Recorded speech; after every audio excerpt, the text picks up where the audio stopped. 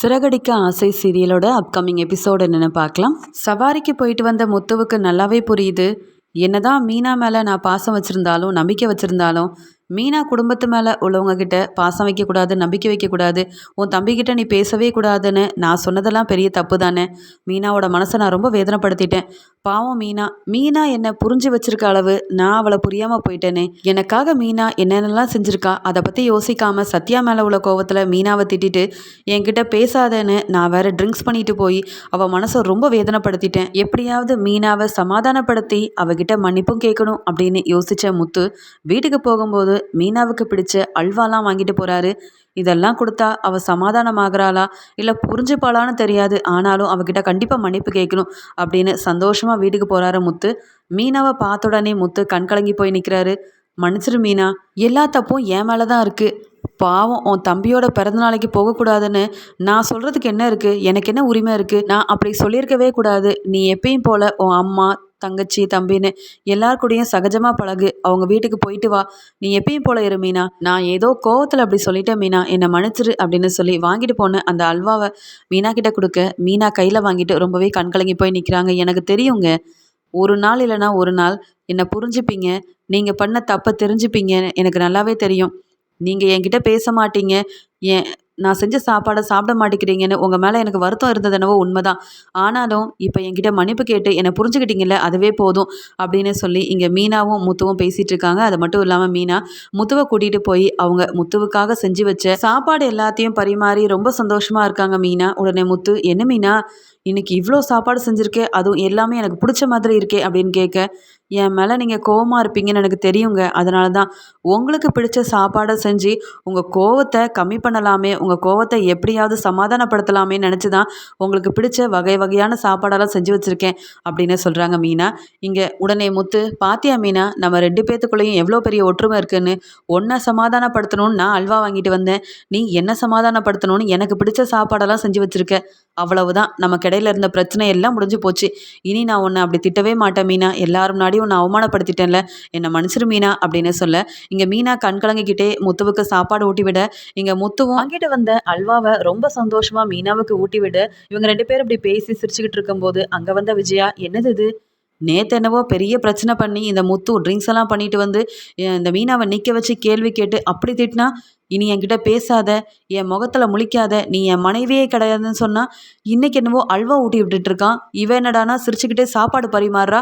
ரெண்டு பேரும் அதுக்குள்ளே ராசி ஆயிட்டாங்களா? எப்படியோ ரெண்டு பேரும் பேசி சமாதானமானது மட்டும் இல்லாமல் இவ்வளோ சந்தோஷமாக இருக்காங்க, அதுவும் ஒன்று சேர்ந்துட்டாங்க போலையே அப்படின்னு சொல்லி முறைச்சிக்கிட்டே அங்கே தண்ணி எடுக்க போகிறாங்க விஜயா. உடனே மீனா, அத்தை ஏற்கனவே சொன்னாங்கல்ல, அவங்களுக்கு சந்தோஷமாக இருந்தால் அவங்க அல்வா சாப்பிடுவாங்கன்னு, இப்போ நான் சந்தோஷமாக இருக்கேன், அத்தைக்கு நான் அல்வா கொடுக்க வேண்டியதான் அப்படின்னு சொல்லிட்டு அங்கே போன மீனா விஜயா முன்னாடி, எடுத்துங்க அத்தை, இதை எடுத்துக்கோங்க, உங்களுக்கு தான் அல்வா ரொம்ப பிடிக்குமே, அன்னைக்கு என்னால் வாங்கி கொடுக்க முடியல, இன்றைக்கி என் வீட்டுக்காரர் ரொம்ப ஆசாசியாக எனக்காக வாங்கிட்டு வந்தார், இந்தாங்க அத்தை, அல்வா ரொம்ப டேஸ்ட்டாக இருக்குது அப்படின்னு சொல்லி கொடுக்க உடனே விஜயா, என்ன மீனா மறுபடியும் ரெண்டு பேரும் பேசி சமாதானம் ஆயிட்டதால வெறுப்பேற்றுறதுக்காக அல்வாவெல்லாம் கொண்டு வந்து கொடுக்குறியா? நீயும் வேண்டாம், உன் அல்வாவும் வேண்டாம், போங்கிட்டு அப்படின்னு சொல்லிட்டு கோவத்தில் தண்ணியெல்லாம் எடுத்துகிட்டு அங்கேருந்து கிளம்பி போயிடுறாங்க விஜயா. இங்கே முத்து மீனாவை திரும்பி பார்க்க அவங்க மறுபடியும் சந்தோஷமாக சிரித்து பேசுகிறதெல்லாம் பார்த்து விஜயாவுக்கு ஒரு பக்கம் கடுப்பாக இருக்குது, ரொம்பவே கோவமாக இருக்குது. சும்மாவே இந்த மீனாவை கையில் பிடிக்க முடியாது, மறுபடியும் இந்த முத்து வேற பேசிட்டான். இப்போ மீனாவுக்கு ஒன்றுனா முத்து சப்போர்ட்டுக்கு வேறு வந்து நிற்பானே, இவங்க ரெண்டு பேரையும் வீட்டை விட்டு என்றைக்கும் வெளியிலே அனுப்ப முடியாது போல், இவங்க ரெண்டு பேரையும் பிரிக்கவும் முடியாது போல் அப்படின்னு பார்த்துட்டு கோவத்தில் உள்ளே போயிடுறாங்க விஜயா. காலையில் மனோஜ் ஆஃபீஸ்க்கு கிளம்புறதுக்காக டைனிங் டேபிளில் உட்காந்து சாப்பிட்டுட்டு இருக்கும்போது அவருடைய டீலர்ஸ் எல்லாருமே மனோஜுக்கு மாற்றி மாற்றி ஃபோன் பண்ணிக்கிட்டே இருக்காங்க. இதை பார்த்த மனோஜ் ரொம்பவே பயந்து போய் இருக்காரு. ஏற்கனவே ரோஹிணியை கூட்டிகிட்டு நல்லா கோவாவுக்கு போகலான்னு ஆசைப்பட்டேன், வெளியூரில் போய் நல்லா சுற்றி பார்க்கலான்னு பார்த்தா இந்த டீலர்ஸ் வேறு பணம் கேட்டு ஃபோன் பண்ணிக்கிட்டே இருக்காங்க. இவங்களுக்கு பணம் கொடுத்துட்டா நான் எப்படி வெளியூர் போகிறது, அப்புறம் எப்படி ரோஹிணிக்கு தேவையானதெல்லாம் வாங்கி கொடுக்கறது? அது மட்டும் இல்லாமல் என்கிட்ட இப்போதைக்கு பணமும் இல்லை, பொருளெல்லாம் வேற கடையில் வாங்கி அடுக்கி வச்சுட்டேன், என்ன பண்ணேன்னு ஒன்றும் புரியலையே அப்படின்னு யோசனை பண்ணிவிட்டு தன்னுடைய மொபைலை சுவிட்ச் ஆஃப் பண்ணிடுறாரு.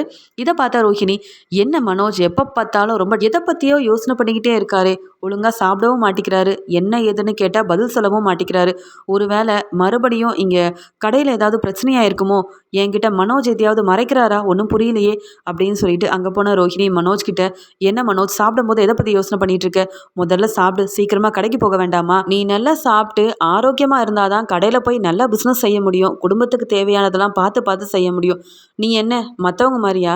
ஏதோ வேலைக்கு போனோம், 100 200 சம்பாதிச்சோன்னு வீட்டை பார்த்து வர்றதுக்கு நீ பெரிய பிஸ்னஸ்மேன், நிறைய படிச்சிருக்க, மாதம் மாதம் லட்சக்கணக்கில் சம்பாதிக்கிற நீ நல்லா சாப்பிடணும் அப்படின்னு சொல்லி இங்கே ரோஹிணி முத்து மீனாவை பார்த்து முறைச்சிக்கிட்டே மனோஜ் கிட்ட இது எல்லாத்தையும் பேசிகிட்டு இருக்க. அதுக்கு உடனே முத்துவும், ஆமாம் பார்லலம்மா, நீங்கள் சொல்கிறத கேட்கவே ரொம்ப சந்தோஷமாக இருக்குது. ஏன்னா எங்கள் அண்ணன் மனோஜ் இவ்வளோ சம்பாதிப்பான்னு நானே எதிர்பார்க்கலையே. ஆமாம், இவ்வளோ சம்பாதிக்கிற நீங்கள் இன்னும் எதுக்கு மீனாவோட நகைக்குண்டான பணத்தை கொடுக்காம வச்சுருக்கீங்க? உங்கள் புருஷன் பிஸ்னஸ்மேன், லட்சக்கணக்கில் சம்பாதிக்கிறதா இவ்வளோ பெருமையாக பேசுகிற நீங்கள் அப்பாவோட பணத்தையும் சீக்கிரமாக கொடுத்துடலாம்ல. அதெல்லாம் கொடுக்காம எதுக்காக தள்ளி போட்டுக்கிட்டே போகிறீங்க? முதல்ல மீனாவோட நகைக்கு கொடுக்க வேண்டிய பணத்தை சீக்கிரமாக கொடுங்க, புரியுதா? அப்புறமா இப்படி மனோஜை பற்றி புகழ்ந்து பேசலாம். அது வரைக்கும் 2 பேரும் வாயை மூடிக்கிட்டு இருங்க, இல்லை நடக்கிறதே வேற அப்படின்னு சொல்லி முறைக்கிறாரு முத்து. இங்கே மனோஜ் ரோஹிணி கிட்ட, போதும் ரோஹிணி, தேவையில்லாமல் பேசாத. ஏற்கனவே அப்பாவுக்கு வேற மாதம் மாதம் 50,000 ரூபா பணம் கொடுக்கணும். மீனாவோட நகைக்கு வேற பாக்கி 2 லட்ச ரூபா பணம் கொடுக்கணும். இப்போ என்கிட்ட அவ்வளோ பணம் இல்லை. நீ என்னை ரொம்ப ஒசத்தி ரொம்ப தூக்கி வச்சு பேசுனேன்னு நினச்சிக்க. மொத்த பணத்தையும் திருப்பி கொடுன்னு இந்த முத்து பிரச்சனை பண்ண ஆரம்பிச்சிருவான். நமக்கு அதெல்லாம் தேவையா? ஏற்கனவே நம்ம 2 பேரும் வெளியூருக்கு போகணும்னு பிளானெல்லாம் பண்ணி வச்சுருக்கோம், திட்டம்லாம் போட்டிருக்கோம். அதெல்லாம் ஒன்றும் இல்லாமல் போயிடும். அதனால் நீ கொஞ்சம் அமைதியாக இரு, நான் பார்த்துக்கிறேன் அப்படின்னு சொல்லிட்டு இங்கே மனோஜ் சாப்பிட்டுட்டு அவர் பாட்டுக்கு கடைக்கு கிளம்பிடுறாரு. இங்கே ரோஹிணி ரொம்ப கோவமாக முத்துவை பார்த்து முறைச்சிக்கிட்டே, என்னைக்கா இருந்தாலும் நீங்கள் 2 பேரும் பிரிய தான் போகிறீங்க. ஏதோ மறுபடியும் ஒன்று சேர்ந்துட்டீங்கன்ற சந்தோஷத்தில் என்னையும் மனோஜும் வாய்க்கு வந்தபடி பேசுகிறாரா இந்த முத்து? ஏதாவது செஞ்சு இந்த மீனாவை அவமானப்படுத்தணும், மீனாவை வீட்டை விட்டு வெளியில் அனுப்புனாதான் எங்கள் அருமை என்னன்னு இந்த முத்துவுக்கு நல்லா புரிய வரும். நாங்கள் கொடுக்க வேண்டிய பணத்தை இன்னும் கொடுக்காததால் எப்போ பார்த்தாலும் முத்து எங்களை எல்லாரும் முன்னாடி அவமானப்படுத்தி பேசுகிறாரு. நாங்கள் என்ன சொன்னாலும் எங்கள் வாய் அடைக்கிறதுக்காக பணத்தை பற்றியே பேசுகிறாரு. இதெல்லாம் எனக்கு சுத்தமாக பிடிக்கவே இல்லை அப்படின்னு முத்துவை பற்றி மனசுக்குள்ளே நினச்சிக்கிட்டு ரொம்ப கோவமாக அங்கேருந்து கிளம்பி பார்லருக்கு போயிடுறாங்க ரோகிணி. கடையில் இருக்க மனோஜ், நல்லா பிஸ்னஸ் நடக்கும், நிறைய கஸ்டமர்ஸ் வருவாங்க, நம்ம எப்படியும் மாதம் லட்சத்தில் சம்பாதிக்கலாம் அப்படின்ற ஆசையில் தன்னுடைய கடைக்கு கிளம்பி போய் வியாபாரமே நடக்காமல் அங்கே அவர் பாட்டுக்கு பார்த்துக்கிட்டே இருக்காரு. யாராவது வருவாங்களா வரமாட்டாங்களா? இந்த பொருளெல்லாம் விற்றா தான் டீலர்ஸ்க்கு தர வேண்டிய பணத்தை தர முடியும்.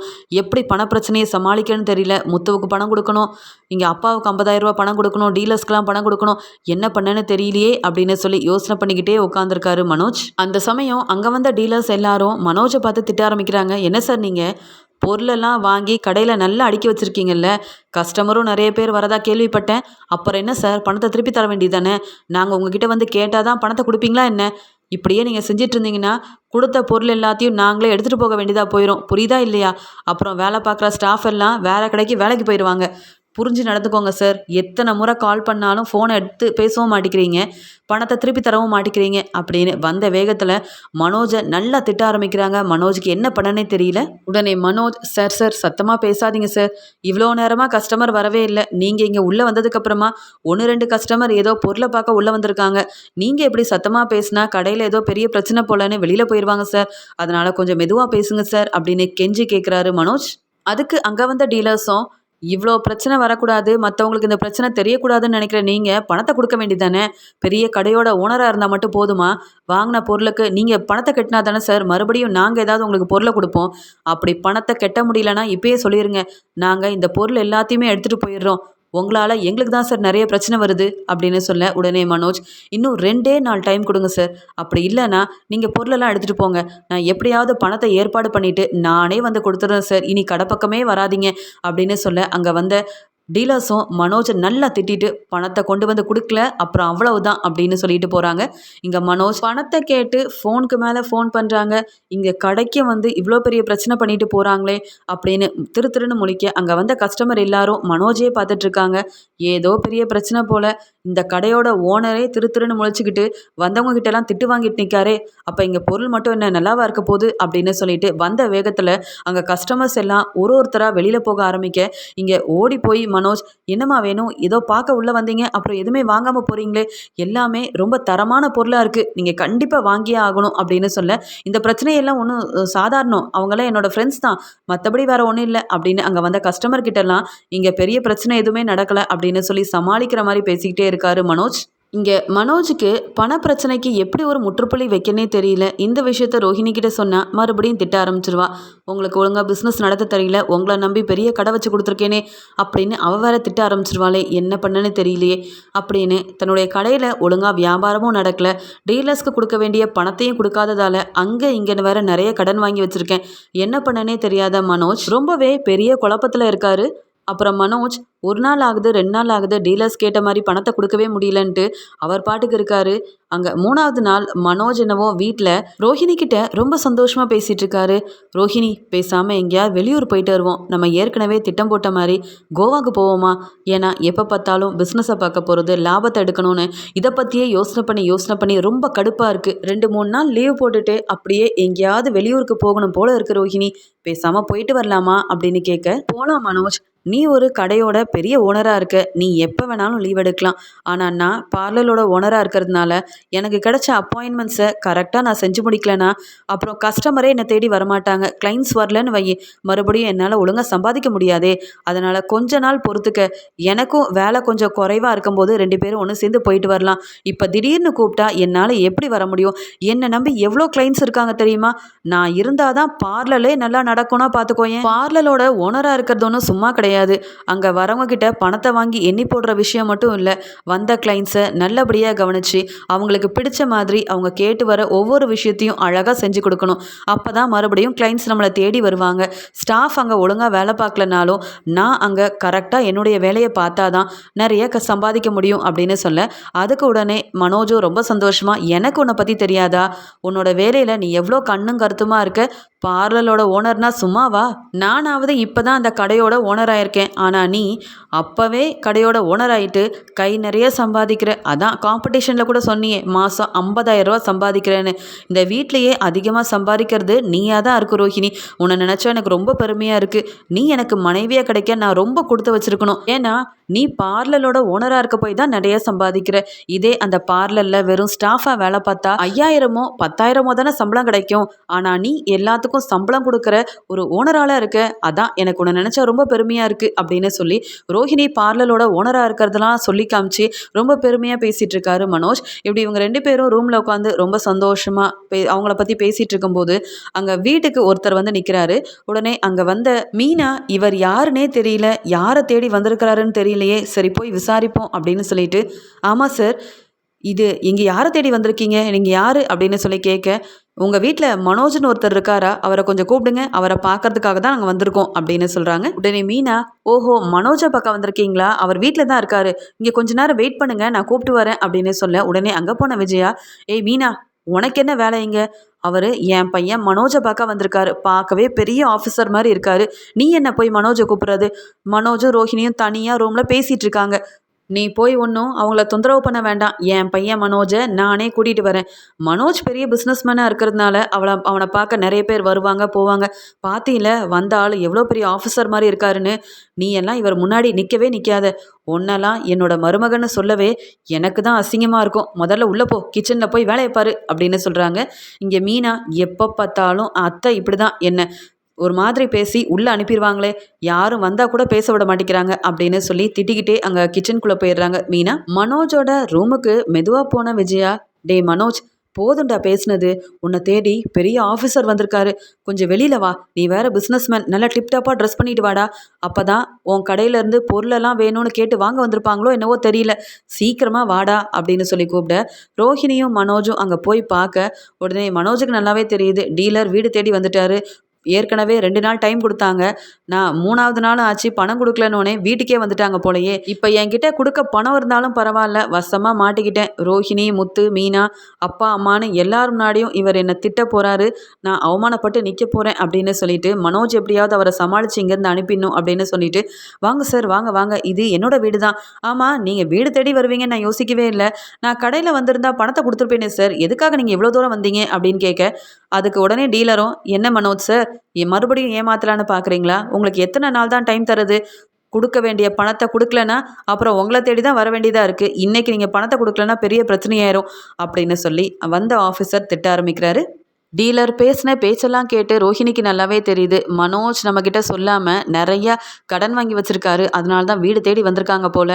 ஏன் மனோஜ், கடையில் வாங்கி வச்சிருக்க பொருளுக்கு நீ சரியாக பணம் கொடுக்கலையா? என்கிட்ட இருந்து வேற பணத்தெல்லாம் வாங்கினியே, அப்போ என்னதான் செஞ்ச பணத்தை அப்படின்னு சொல்லி திட்ட ஆரம்பிக்கிறாங்க. அப்போ தான் விஜயா, நான் வேற இவர் பெரிய ஆஃபீஸரு, மனோஜ் வேற பெரிய பிஸ்னஸ்மேனாக இருக்கான், மனோஜை தேடி பெரிய பெரிய ஆஃபீஸர்லாம் வராங்களேன்னு ரொம்ப பெருமைப்பட்டேன். ஆனால் மனோஜ் மறுபடியும் கடனை வாங்கி வச்சு வீட்டுக்கே கடனை கேட்டு ஆள் வந்துட்டாங்களா, மறுபடியும் அவமானம் தான் படுத்துகிறான். இவனால் என்னைக்கும் நம்ம சந்தோஷமாகவே இருக்க முடியாது போலையே அப்படின்ற மாதிரி மனோஜை பார்த்து முறைக்கிறாங்க விஜயா. இங்கே மனோஜ் டீலர்கிட்ட, சார் ஏற்கனவே உங்களை மாதிரி நான் வெளியில் வேற கடன் வாங்கியிருக்கேன், அவங்க இப்படி வீடு தேடி வந்ததே இல்லை சார், நீங்கள் ஏன் இப்படியெல்லாம் பண்ணுறீங்க? உங்களுக்கு என்ன 2 லட்ச ரூபா தானே தரணும்? நான் கண்டிப்பாக இன்னும் 2 நாளில் திருப்பி தந்துடுறேன். இப்போ நீங்கள் கிளம்புங்க சார். நீங்கள் பேசுகிற பேச்சால் இங்கே பாருங்கள், என் அப்பா அம்மா என் ஒய்ஃப்னு எல்லாரும் என்னை ஒரு மாதிரி பார்க்குறாங்க. கடை விஷயத்த கடையில் தான் சார் பேசணும், நீங்கள் எதுக்கு சார் வீடு தேடி வரீங்க? முதல்ல இங்கேருந்து கிளம்புங்க சார். நீங்கள் இப்படி வீட்டுக்கெலாம் வரக்கூடாது, பணம் தானே நானே செட்டில் பண்ணிடுறேன் அப்படின்னு சொல்ல, இங்கே மனோஜோட வீட்டுக்கு வந்த டீலர் ரோஹிணியவே உத்து உத்து பார்க்குறாரு.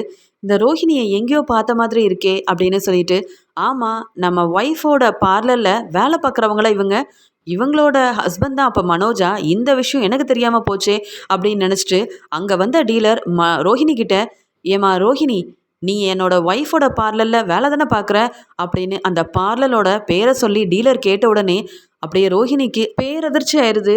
இவர் என்ன மனோஜ் கிட்ட பணத்தை கேட்டு வாங்க வந்திருக்காருன்னு பார்த்தா என்ன பற்றின உண்மையை சொல்ல ஆரம்பிக்கிறாரே, இது என்ன புது கதையாக இருக்குது அப்படின்னு சொல்லிட்டு, ஆமாம் நீங்கள் யாரை பற்றி சொல்கிறீங்க, எனக்கு ஒன்றும் தெரியலையே அப்படின்னு சொல்ல, அதுக்கு மனோஜ், என்ன ரோஹிணி, ஓம் பார்லரோட பேரை சொல்லி அதில் என்னவோ நீ ஸ்டாஃபாக வேலை பார்க்குறன்னு இவர் சொல்லிட்டு இருக்காரு, இவங்களோட ஒய்ஃப் தான் அந்த பார்லரோட ஓனராமே, என்ன இவர் ஏதோ புது புது கதையை சொல்லிட்டு இருக்காரு, நீயும் பார்த்துட்ருக்க அப்படின்னு கேட்குறாரு மனோஜ். உடனே விஜயா, அட என்ன மனோஜ், உன்கிட்ட பணத்தை கேட்க வந்திருக்காருன்னு பார்த்தா இங்கே ரோஹிணியோட பார்லருக்கே இவரோட ஒய்ஃப் தான் ஓனரு, ரோஹிணி வெறும் ஸ்டாஃபாக வேலை பார்க்குறான்னு வாய்க்கு வந்தபடி பேசிகிட்டு இருக்காரு, எனக்கே கேட்க கோபமாக வருது, என் மருமக தான் அந்த பார்லரோட ஓனர்னு நீயே சொல்லுமா ரோஹிணி அப்படின்னு சொல்ல, இங்கே பதில் பேச முடியாமல் ரோஹிணி திருன்னு முழிச்சிட்ருக்க. அங்கே வந்த டீலர் மனோஜ் கிட்ட, மனோஜ் எப்படி நீங்கள் உங்கள் கடையோட ஓனராக இருக்கீங்களோ அதே மாதிரி இந்த பார்லரோட ஓனர் என்னோட ஒய்ஃப் தான், இவங்க வெறும் ஸ்டாஃபாக வேலை பார்க்குறாங்க, நான் அங்கே எத்தனையோ முறை போயிருக்கேன் என் ஒய்ஃபை பார்க்கறதுக்காக, இவங்க அங்கே வேலை பார்க்குற ஸ்டாஃப் தான் என் ஒய்ஃப் கிட்ட தான் சம்பளம் வாங்கிட்டு இருக்காங்க மாதம் மாதம். இந்த உண்மை தெரியாதாங்க உங்களுக்கெல்லாம்? இந்த உண்மை தெரியாமல் தான் இத்தனை நாள் உங்கள் மருமக உங்களெல்லாம் ஏமாற்றிட்டு இருந்தாங்களா அப்படின்னு வந்த டீலர் மனோஜ் கிட்ட பணத்தை கேட்க வந்தது மட்டும் இல்லாமல் ரோஹிணியை பார்த்த உடனே பார்லரில் வெறும் ஸ்டாஃபாக தான் வேலை பார்க்குறாங்க அப்படின்ற உண்மையை அங்கே எல்லாரும் முன்னாடியும் சொல்ல ஆரம்பிக்க, கிச்சனில் வேலை பார்த்துட்டு இருந்த மீனா, கிளம்பிட்டு இருந்த முத்துன்னு எல்லாருமே அங்கே வந்து பார்த்து ரொம்பவே பேரதிர்ச்சி அடைகிறாங்க. இங்கே ரோஹிணி தலை நிமிர்ந்து யார் முகத்தையும் பார்க்க முடியாமல் வசமாக மாட்டிக்கிட்டோம். இந்த மனோஜ் மட்டும் டீலருக்கு கரெக்டாக பணத்தெல்லாம் செட்டில் பண்ணியிருந்தா, பணத்தெல்லாம் கொடுத்துருந்தா இப்படி அவர் வீடு தேடி வந்திருக்கவும் மாட்டார், என்னை பற்றின உண்மையை சொல்லியிருக்கவும் மாட்டார். ஏற்கனவே பார்லரோட பேரை மாற்றினதுக்கே விஜயா ஆண்டி இன்னும் என் மேலே கோவத்தில் இருக்காங்க. இப்போ அந்த பார்லரில் விற்றுட்டேன், வெறும் ஸ்டாஃபாக தான் வேலை பார்க்குறேன், அந்த பார்லரோட ஓனரே இவங்களோட ஒய்ஃப் தான்ற உண்மையை வேற இவர் சொல்லிட்டாரே, என்ன சொல்லி சமாளிக்கன்னு தெரியல, எல்லாருக்கிட்டையும் இப்படி வசமாக மாட்டிக்கிட்டு நிற்க வேண்டியதாக போச்சே. இந்த உண்மை யாருக்குமே தெரியாதுன்னு நினச்சேன், என் பார்லர் பக்கம் யாரும் வராததுனால நான் ரொம்ப சந்தோஷப்பட்டுட்டு இருந்தேன். ஆனால் இந்த மனோஜ் பணம் கொடுக்காததால் என்னை பற்றின உண்மை வேறு வெளியில் வந்துருச்சே, இப்போ என்ன சொல்லி சமாளிக்க? விஜயா ஆண்டி வேறு என்னை பார்த்து முறைக்கிறாங்க, மனோஜ் வேறு என்னை சந்தேகமாக பார்க்குறாரே அப்படின்னு சொல்லி திருன்னு முழிக்கிறாங்க ரோகிணி. அங்கே வந்த முத்து, என்ன பார்லர்லம்மா, நான் உன்னை பார்லர்லம்மான்னு கூப்பிடுறதுக்கு காரணமே நீ அந்த பார்லரோட ஓனராக இருக்கந்தான், இப்போ ஓனரும் கிடையாதா, வெறும் ஸ்டாஃபா? இதில் வேற மீனா என்னவோ பூ கட்டி வியாபாரம் பண்ணுறா, 10 100 சம்பாதிக்கிறான்னு சொன்னியே, நீ மட்டும் என்ன அங்கே ஸ்டாஃபாக மாதம் சம்பளத்துக்கு தானே வேலை பார்க்குற, அப்புறம் எதுக்கு மீனாவையும் என்னையும் தேவையில்லாமல் பேசுகிற? இப்போ தானே நீ என்ன வேலை பண்ணி வச்சுருக்கேன்னு இந்த பெரிய ஆஃபீஸர் மூலமாக எல்லா உண்மையும் வெளிவந்திருக்கு, இப்போயாவது வாய் திறந்து உண்மையை சொல்லுமா பார்லலம்மா அப்படின்னு சொல்லி முத்து கேட்க அமைதியாக நிற்கிறாங்க ரோஹிணி. இதை பார்த்துட்டு இருந்த டீலரும் இங்கே மனோஜ் கிட்ட, என்ன மனோஜ், பொருளெல்லாம் வாங்கிட்டு எங்களுக்கு பணம் தராமல் நீங்கள் மட்டும்தான் ஏமாற்றிட்டு இருக்கீங்கன்னு பார்த்தேன், ஆனால் உங்கள் மனைவி ரோஹிணி ஒரு படி மேலே போய் குடும்பத்தையே ஏமாற்றிருக்காங்களே, நல்ல குடும்பம் தான் நீங்கள். நான் வீடு தேடி வந்து பணம் கேட்க வந்ததுக்கு காரணமே நீங்கள் பணத்தை கொடுக்கலனாலும் உங்கள் மனைவி ரோஹிணிக்கிட்டையாவது பணத்தை வாங்கிட்டு போகலான்னு பார்த்தேன், ஆனால் அவங்க செஞ்சுருக்க செயலால் வீட்டில் உள்ள எல்லாரும் உங்கள் 2 பேர் மேலேயும் ரொம்பவே கோபமாக இருக்காங்கன்னு தெரிஞ்சுக்கிட்டேன். இப்போ நான் கேட்டாலும் பணம் கிடைக்காது, ஆனால் இன்னும் 2 நாள் நீங்கள் சொன்ன மாதிரி நானும் டைம் தரேன், கடைக்கு வரும்போது பணத்தை கொடுக்கல அப்புறம் நீங்கள் கடையை அங்கே நடத்த முடியாது பார்த்துக்கோங்க மனோஜ், நான் இப்போ கிளம்புறேன் அப்படின்னு சொல்லிட்டு ரோஹிணியை பற்றின உண்மை எல்லாத்தையுமே சொல்லிட்டு ரோஹிணி பார்லரோட ஓனர் இல்லை, வெறும் ஸ்டாஃபாக தான் வேலை பார்க்குறாங்க. அந்த பார்லரோட ஓனரே என்னோட ஒய்ஃப் தான் அப்படின்னு டீலர் சொன்னதை கேட்டு மனோஜ் மட்டும் இல்லாமல் வீட்டில் உள்ள எல்லாரும் பேரதிர்ச்சியில் இருக்க உண்மையை சொன்ன அந்த டீலரும் அங்கேருந்து கிளம்பி போயிடுறாரு. மனோஜ் பெரிய பிஸ்னஸ் மேனாக இருக்க போய் அவனை தேடி பெரிய பெரிய ஆஃபீஸர்லாம் வீட்டுக்கு வராங்கன்னு பார்த்தா வந்த டீலர் மனோஜ் கிட்ட பணத்தை கேட்காம ரோஹிணி பார்லரோட ஓனர் இல்லைன்ற உண்மையை சொல்லிட்டு போயிட்டாரு. ஆனால் இந்த ரோஹிணி பதில் பேசாமல் இருக்காளே, இவ வாயிலேருந்து எப்படியாவது உண்மையை வர வைக்கணும் அப்படின்னு நினச்ச விஜயா ரொம்ப கோவமாக ரோஹிணி கிட்ட போயிட்டு, இப்பயாவது உண்மையை சொல்றியா இல்லையா? ஏற்கனவே சொன்ன எந்த விஷயத்தையும் நீ என்கிட்ட மறைக்கவே கூடாதுன்னு. அப்புறம் எதுக்குடி அந்த பார்லரோட ஓனர் நான் தானே இத்தனை நாள் எங்கள் எல்லாரும் ஏமாத்திட்டு இருந்த. நீ சொன்ன பொய்யெல்லாம் போதும். இன்னும் எத்தனை பொய்யை தான் மறைச்சி வச்சிருக்கேன்னு தெரியல. ஆமாம், அந்த பார்லரில் அப்போ வித்துட்டியா? வித்த பணத்தை என்ன செஞ்ச? எதுக்காக வித்த அப்படின்னு விஜயா கேள்விக்கு மேலே கேள்வி கேட்க ரோஹிணி பயத்தில் அழ ஆரம்பிக்கிறாங்க. உடனே முத்து, சூப்பர்மா, இப்போ தான் நீங்கள் கரெக்டாக இந்த பார்லர்லம்மா கிட்ட கேள்வி கேட்குறீங்க. கண்டிப்பாக நீங்கள் கேட்குற கேள்விக்கு அவங்க பதில் சொல்லியே ஆகணும். அப்படி பதில் சொல்லலை, மனோஜையும் ரோஹிணியும் வீட்டை விட்டே வெளியில் அனுப்பிடுங்கம்மா. பார்லர்லம்மா மேலே நீங்கள் எவ்வளோ பெரிய நம்பிக்கை வச்சுருந்தீங்க, உங்களையே ஏமாற்றிட்டு ஏமாத்தின இந்த ரோஹிணி வீட்டில் இருக்கலாமா அப்படின்னு விஜயாவை முத்து ஏற்றி விட்டுக்கிட்டே இருக்க இதை முத்துவை பார்த்து ரோஹிணிக்கு ரொம்பவே கோவம் வருது. நானே வசமாக மாட்டிக்கிட்டேன்னு பார்த்தா முத்து வேற ஏற்றி விட்டுக்கிட்டே இருக்காரே. மனோஜுக்கும் ரோஹிணி ஆண்டி கேட்குற கேள்விக்கும் என்ன பதில் சொல்ல?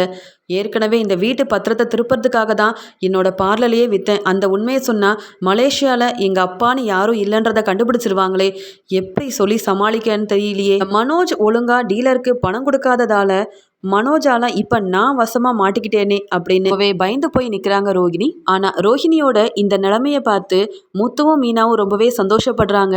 எப்பயுமே இந்த ரோஹிணி நாங்கள் செய்கிற தொழிலை ரொம்பவே ஏளனமாக பேசுவாங்க. இப்போ அவங்களுக்கு இதுவும் வேணும் இன்னமும் வேணும், நல்ல வசமாக மாட்டிக்கிட்டாங்க அப்படின்னு நினைக்கிறாங்க மீனா.